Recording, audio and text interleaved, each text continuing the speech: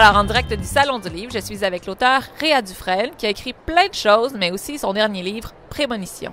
Réa, qu'est-ce que c'est, Prémonition? Prémonition, là, c'est une histoire que je traîne depuis 20 ans. En fait, le contexte, je le traîne depuis 20 ans. Alors, ça se passe en Suède. C'est un roman d'atmosphère, tu sais, un peu avec une ambiance, un peu frisson, qui fait un petit peu peur, mais pas trop quand même. Et moi, je me suis retrouvée dans cet endroit-là il y a 20 ans. C'est un endroit que j'ai trouvé vraiment étrange. Je me suis sentie bizarre tout le temps que j'étais là. Il s'est rien passé de extravagant, mais quand même, c'est passé des petits trucs un peu bizarres. Et c'est comme toujours resté, c'est toujours resté un endroit mystérieux pour moi, un endroit un peu spécial. Puis je me suis dit, un jour, je vais faire quelque chose avec ça. Et c'est l'histoire de Clara qui se passe là maintenant. Et alors, Clara s'en va en Suède. Pourquoi? Oui, Clara s'en va en Suède en vacances, juste pour du gros fun, avec son père. Son père s'en va en voyage d'affaires, puis elle essaie de convaincre sa mère qui est hyper protectrice, qui veut pas trop qu'elle sorte, qui veut toujours savoir où est-ce qu'elle est. Et elle réussit, en fait, elle et son père, à convaincre la maman de la laisser partir.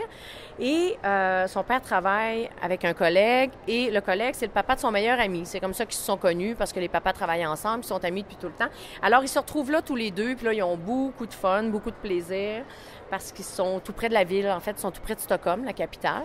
Fait qu'ils prennent le métro, le train, ils vont visiter, ils ont beaucoup de fun. Et à un moment donné, sur toute la période où ils sont là, ils sont obligés, l'hôtel est plein, puis ils sont obligés d'aller habiter ailleurs pendant un bout de temps.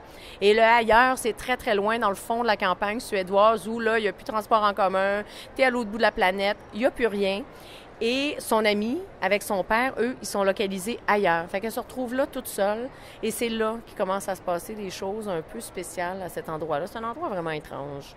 C'est ton deuxième livre dans la collection Zèbre. Est-ce que tu aimes écrire dans cette collection-là? Puisqu'il y a des contraintes quand même à respecter. Oui, j'adore ça. En fait, pour moi, le plus dur à respecter, là, c'est le nombre de mots. Parce que je suis toujours partie quand j'écris, puis là, c'est gros, puis avec plein d'affaires. Fait que le réduire pour que ça rentre. Mais j'aime ça parce que, tu sais, quand tu écris des romans, ta surprise, c'est la page couverture, tu sais. Là, on a comme plein de surprises aussi là-dedans parce que la mise en page est spéciale, les graphistes, ils font un boulot, tu sais, vraiment le fun. Puis celui-là, je le trouve vraiment illustré même différemment des autres Zèbres. On a plus de photos que de dessins. Alors, ouais, c'est une collection que j'aime beaucoup, franchement. On a des questions d'ados. Oh! Après avoir écrit votre livre, le relisez-vous combien de fois? Oh my God, oui!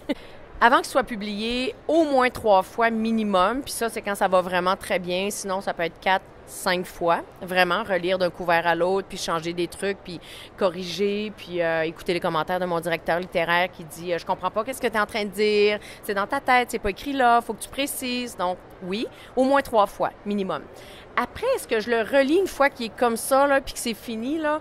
Des petits bouts, mais pas d'un couvert à l'autre. Mais des fois, j'ai comme...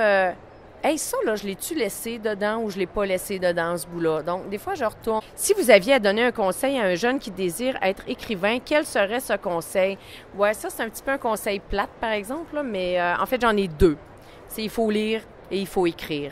Puis lire, c'est comme, je sais que tout le monde dit ça, là, mais c'est vrai. Puis même sans qu'on s'en rende compte, notre cerveau, il intègre plein d'informations sur comment c'est structuré une histoire, comment c'est fait, qu'est-ce qu'il faut faire avec les personnages, comment ça marche.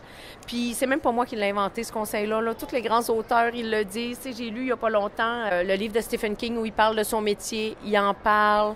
Elisabeth George en parle. Tu sais, plein de monde en parle. Fait que je pense qu'il faut juste comme lire beaucoup, puis écrire même si c'est nul. Parce que quand je fais mon premier jet, là, des fois, je suis estomaquée à quel point c'est pas bon, c'est en train de... Bon, là, je dis pas que c'est super bon, là, vous me direz si c'est bon, si c'est le fun, mais sérieux, des fois, j'écris, puis là, je me dis, oh my God, c'est tellement mauvais ce que je suis en train d'écrire là, mais il faut que je l'écrive pareil, il faut que je le finisse au moins une fois, même si je sais que c'est pas super, pour pouvoir le refaire après. Donc, le deuxième conseil, c'est écrire, puis même si tu penses que c'est pas bon, ton histoire, c'est pas grave, écris-la, et ne la jette pas si c'est pas bon.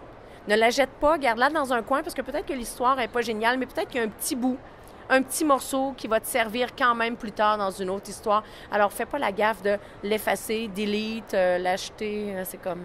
Voilà. Ben, merci beaucoup. Ça me fait plaisir.